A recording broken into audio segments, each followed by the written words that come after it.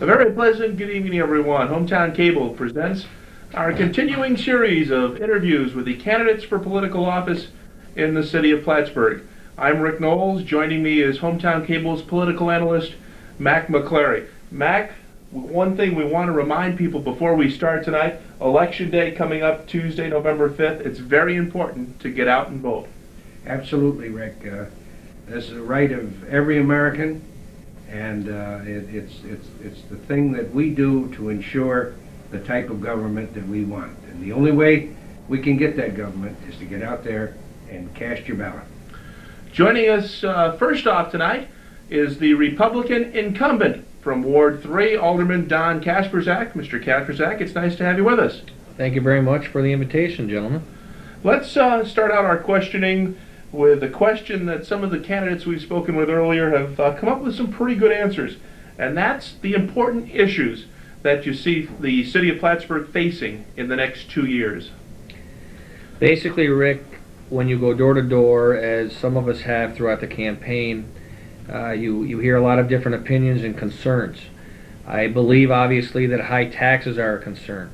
There's no question that that has been on everybody's mind since Alderman Hines and I had a press conference mentioning a 25 to 40% tax increase that we hope doesn't happen, but obviously we believe, being on the budget committee, that it's a very good possibility, and I hate to say that, but those are the facts. When you have such a high tax rate possible, then people start to become very concerned about keeping services that they have intact, and then you have to look at reasons why that is going to happen or not happen. And to answer the question, the important issues facing the city, they're all related or interrelated. I think the crux of the problem we have been facing for the last couple of years is simple. We have some contracts that are not settled. They are costing the taxpayers tens of thousands of dollars a year by not having them settled. But on the other hand, you have to have a contract that is going to be fair to the employees as well as the taxpayers themselves. So until those problems are solved, which is going to lead into one of your next questions, I think that you're going to have the possibility of a high tax rate. I hope it doesn't happen. If you have that, then you have to consider either passing that tax rate through a budget vote, or you have to basically cut the services. So high taxes are a concern, cutting services are a concern, and basically the wraparound in all this is simple. Contracts have to be signed that are equitable and fair to everybody, especially taxpayers. Those are what people are thinking about out there. As a follow-up to that question, is there any more that can be cut from the budget, or have we cut too much already? I've only been there 2 years. I've learned an awful lot and done a lot of research in 2 years. I've talked to department heads. We've had a lot of discussions between ourselves as aldermen and including the mayor. My philosophy is simple. I'm answerable to the people. The people don't want a high tax rate. A lot of things have happened in the past that have been status quo. To answer your question, we're going to have to dig deep, whoever is there, if I'm reelected, and we're going to have to either consolidate with some departments to keep services intact. I don't want to discuss laying off people at this point because that's premature, although if you're looking at a 25 to 40% tax increase, you also have people out there on fixed incomes that can't afford it. So there's going to be a mixing and matching of those situations that are going to have to cut down this imposing high tax rate. Mac? Don, last March, the voters of Plattsburgh had the opportunity to vote on a city charter change, and it was narrowly defeated. Now I understand the citizens of this fine community are going to get a second opportunity to vote on a modified version of that charter change. What are your feelings on redistricting of the city and the city manager concept? First of all, Mac, let me tell you this. I believe in the city manager form of government. I did when I ran 2 years ago. So that has been out there. I have my reasons why, and I'll get into it. Redistricting is going to happen in this city whether some of us want it to happen or not. And I'll tell you basically one reason why. I represent Ward 3 with Dr. Bob Hines. Ward 3 has 48% of the voters in this city. That is an unbelievable amount of voters, so to speak, for two people to represent. Okay, it's not because of any other reason than we at the north end have grown out there. Up where I live has grown. Up where the mayors live, it never used to be a development there. In the other wards, you just don't have the capability of expanding. So, to be fair to the citizens of the city for representation, although I don't have a problem representing my ward presently the way it is, you're going to have to redistrict or reapportion. And ultimately, it's going to be decided by the courts, I believe, because you're not going to have anybody that really wants to give up this or that, for example. There's a problem in Ward 1. If you redistrict, because they're the smallest presently, people feel they won't be represented with two representatives, only one. Is that fair? I don't know whether it's fair that we have two when we represent 48% of the people in the city. So as far as redistricting is concerned, whether people believe in it or not, I believe it's going to happen legally because of the census changes. So that issue is over here. How do I feel about the city manager form of government? I have been very critical of Mr. Rabideau at times, as well as some of the department heads, simply because throughout my tenure here, we have never received, or not never, we have not always received the information that's very important for aldermen to have to make major decisions in this city. And the only way to do this is to either have a mayor who's going to give that to you, whether you're a Republican or Democrat, whether a department head likes you or not, or whether they have been there for many years or not and are protected. If they don't do their job, I don't want to fight with that individual on a regular basis. I would hope they're professional enough to give me that information. So to eliminate all those problems, what you have is a situation here that I believe in firmly, that if you have a city manager, male or female, who is going to work with everybody on a non-political basis, and by that I mean you're going to have some allegiances to some people versus others, but a person who is accountable to the council and to the mayor and to the people to give the information necessary for us to make the decisions, okay, the correct decisions. That is necessary and is needed in this city. And that's not a criticism of Clyde Rabideau or past mayors here.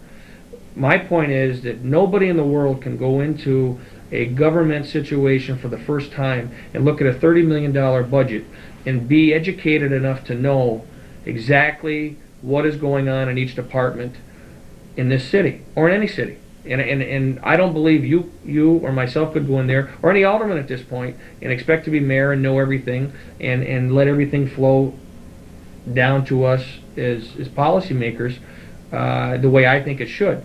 So to eliminate that, you get someone in there who's going to do a good job for you. And the other point is, as an alderman and as a mayor, we are elected this presently for 2 years.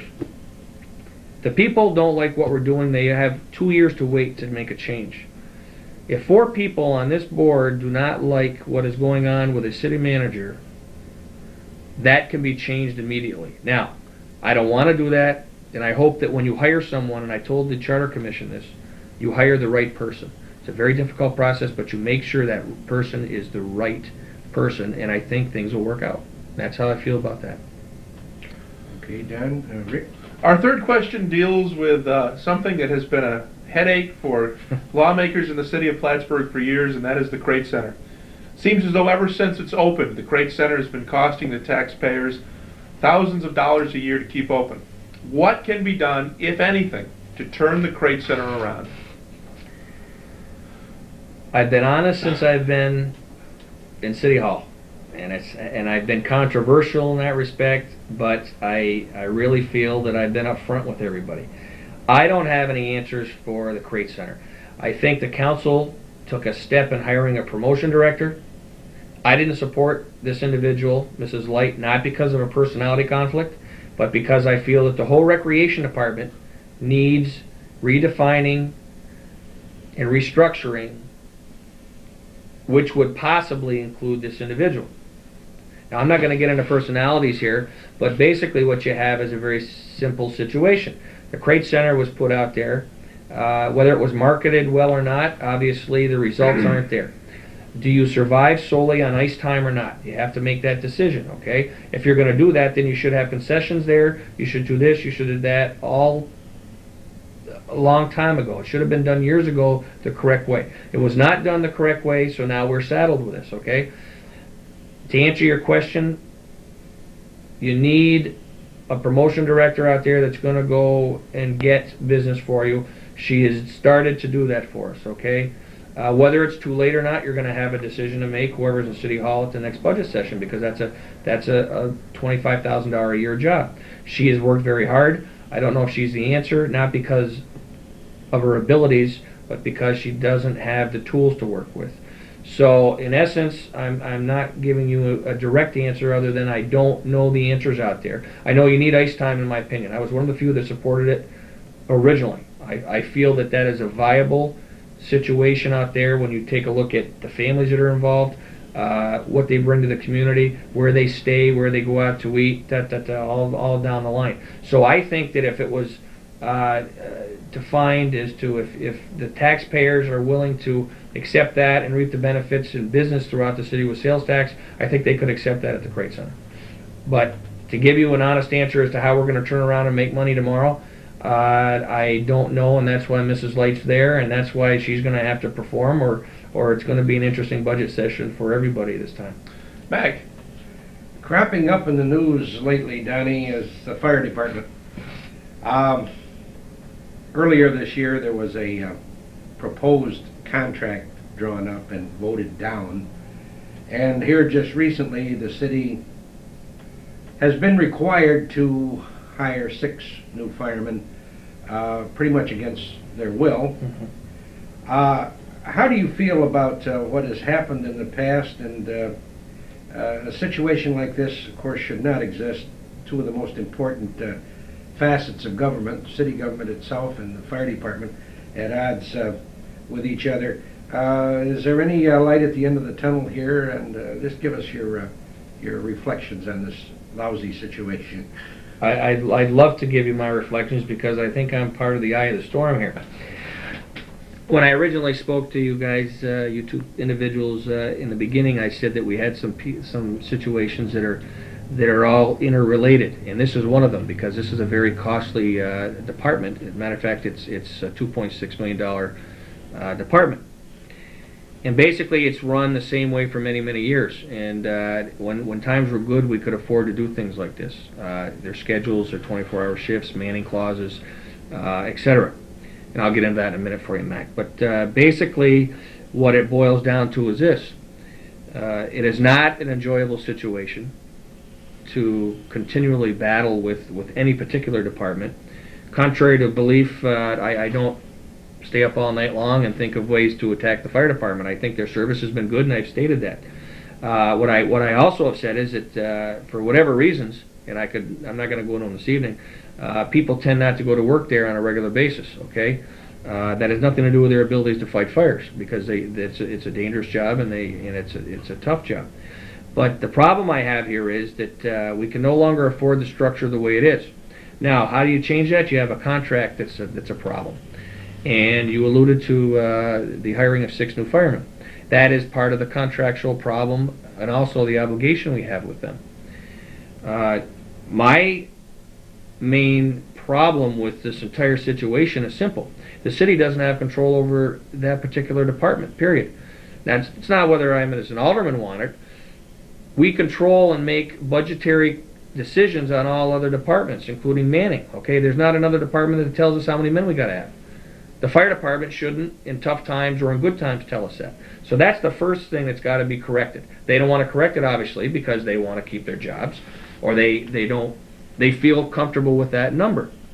I think it's a selfish feeling. I don't think it's comfort at all. I think it's selfish.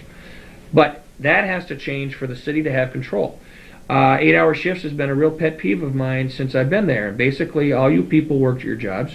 I work my job. We sometimes work more than 5 days a week, but we certainly don't work 1 or 2 24-hour days and then get 3 or 4 off, and then, or basically, as Mark Davis said, get 300 days off a year. So that's fine if you have a lot of money. We don't have money, so you get back to changing the shifts. The city can't afford a manning clause. They can't afford 24-hour shifts. And then you can get into the little things if you want. And I'd rather not, because then it looks antagonistic. Basically, you have to have people go to work when they're supposed to go to work. No one's ever had a problem since I've been in office if they go to work. That's never been a problem.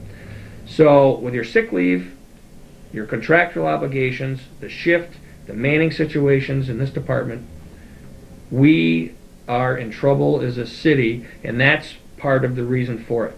Now, to tell you that I enjoy it, I do not. To tell you it's going to change, I have a real hard time believing that my colleagues are going to be tough after November 6th. Some of them, I think, right now they've gone door to door and they realize that everybody thinks things should be changed there. They were never there a year and a half ago with Mark Dame and myself. Now all of a sudden you have everybody saying, "Hey, we have a problem in the fire department. We want to change it." I think that's political rhetoric. Okay, for some people. Now, whether it's going to change, it depends on who's returned to the council. If everybody returns, or most of us return, then I think the fire department's in for a long 2 years coming up, because I don't think the stances now are going to change. I think my colleagues have realized the public wants a change there, and to represent them the way they should, they better agree with what the public wants. Our next question is one that some of the candidates have had a good time answering, especially the Republican candidates, and that is to rate the performance and leadership skills of Mayor Rabideau. Yes. Fire away. Fire away. Okay. Let me tell you this. It is no secret that Mayor Rabideau and I have not seen eye to eye on a lot of issues, and I don't know if it's personal or not, or it has become personal. But I'm going to be quite upfront with everybody. I rate Mr. Rabideau's performance adequate in the first 2 years, and I'll tell you why in a minute. I think his leadership abilities have been poor, and by that I mean communication in business and I've learned in government is the key to success. Okay, when times are good, basically people can be more independent. Okay, and you don't get hurt. The taxpayers don't get hurt. There's money in the coffers, and projects can be done, and you can do little things and not really hurt anybody. When things are tough, and this is just the way that I work, you need to communicate. And by that I mean you've got to work with the people that are there around the table or in your business. And I think that has not been accomplished by Mr. Rabideau in a very good fashion. Now, he'll tell you that I haven't worked with him. So, in essence, you've got kind of a Mexican standoff. But when you look at the history of this, and I remember this very well, I raised objections the first February I was in office with him. Okay, and it was over the compost situation and how we weren't communicating, or he wasn't communicating with us. And I believe he thought he was doing the right thing by accepting the money from the county, but I felt we should have had a meeting and discussed it and then voted on it amongst ourselves. At any rate, that didn't happen. So I had a problem with it, and I told him personally, and I also told him at the floor in the common council, and I think that's when we had a little bit of a problem, and it's continued. But what I felt better about as time progressed was the fact that then Mr. Dame seemed to have a problem with him, and Mr. Walker had a problem with him, and on occasion Dr. Hines has had a problem with the mayor, as far as not a personal hate situation at all. That's not the case here. But you're talking about communication and working with people. And basically, I can't rate Clyde's performance in that area for the first year and a half very strongly. And again, he's going to say that I don't have any creative ideas, which I've been accused of, and that I always say no, and that may be. But I feel it's easier for people to say yes, and I use it not only in Clyde's performance, but in other aldermen's performances, to say yes to appease a lot of the different interest groups, and to say no and take the heat for it, but also try to be firm and strong. So he's not going to be happy when he sees this show, but I'm being honest, and I think that if we're all re-elected in the next 2 years, that hopefully we will communicate better, because we're going to have to, because things aren't going to get any better. And I think that he'll have to perform better, and I'll have to perform better. You speak of Mayor Rabideau possibly being re-elected. the Republican Party in the city has not been able to come up with a candidate to challenge Clyde this year. His challenger is independent candidate and former Democratic alderman from Ward 1, a gentleman who narrowly lost the Democratic nomination to Clyde a couple years ago, Bob Hall. How do you view his candidacy? I've known Bobby Hall for 17 years, 16 or 17 years. I didn't really keep track of Bobby other than reading the papers when he was an alderman. I knew where he stood. I know that he basically will look me in the eye if he has a disagreement with me, and he won't hold a grudge, which is very important with the way we deal in City Hall, simply because we have so many issues that people don't agree on. You can't take it personally. So from that perspective, Bobby Hall is predictable, which is good and workable. As far as commenting on his leadership abilities, I can't tell you. As far as commenting on his communication, I can just tell you that he communicates with me, but I've never been in a political situation with him, so I can't say whether he would be any better or any worse than Mr. Rabideau. But what I will tell you, the difference that I see is that I think right now, from what he's told me and what I see, is he might, and I say might because you never know when someone gets to that next position as mayor or higher up in the political echelon. I believe that I've known him long enough that he will work with me personally better than Clyde has. Now, maybe he doesn't have the personality problem that the present mayor has with me, and maybe that will make things easier. I don't know. But I will tell you, I'm not endorsing anybody, as you know. I have got my own campaign to worry about.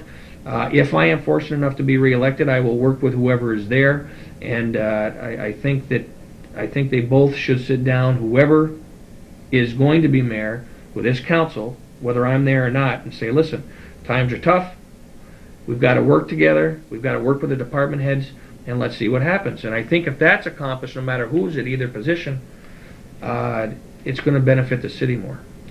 One more follow-up to that, if you could give us a brief answer. Recently, candidate Hall came out with his plan to, quote-unquote, solve the contract problem at the fire department. Yes. Now that it's finally come out in the press, if you've had a chance to look it over, what are your views? Mr. Hall basically addressed some of the 8-hour shift situations or concerns that I had, but he didn't go far enough in discussing the whole department being on 8-hour shifts. He mentioned the new people. He didn't mention a manning clause elimination, which I think is necessary, and actually for the survival of the city, it's got to be done. I don't know if he's got those ideas in the back of his mind as far as if he is elected and he gets in and works with the negotiations. Basically, I can tell you that it doesn't matter what anybody says or who has changed their tune since the election has started, a re-election for some people. I mentioned with Mark Dame 8-hour shifts a year and a half ago, and no one wanted to touch that because it wasn't popular with a certain bargaining unit, so it was never really discussed openly. All of a sudden, I see different candidates plus the mayoral candidates discussing it, okay? The Manning clause was never discussed by many people except a couple of us, and now all of a sudden that's a hot topic to discuss. So basically what you're getting at, Rick, is yes, that is a plan. Yes, it's workable. I'm not sure if the figures that Mr. Hall gave are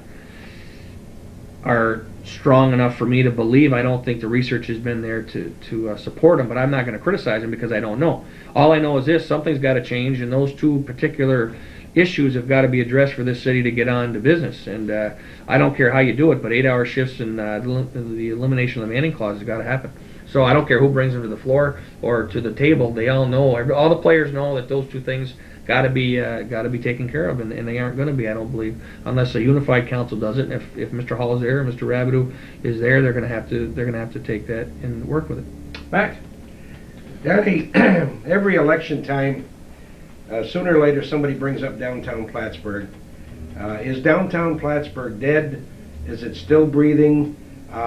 Is it worth reviving the sick patient, or are we just beating a dead horse down there. What's your prognosis on downtown Plattsburgh? I have, Mac, a lot of friends down there in business. And I'm going to be honest with you, I have told all of them, and I will tell you right now. I don't have the answers to downtown. I have supported legislation to repave it and make it look better.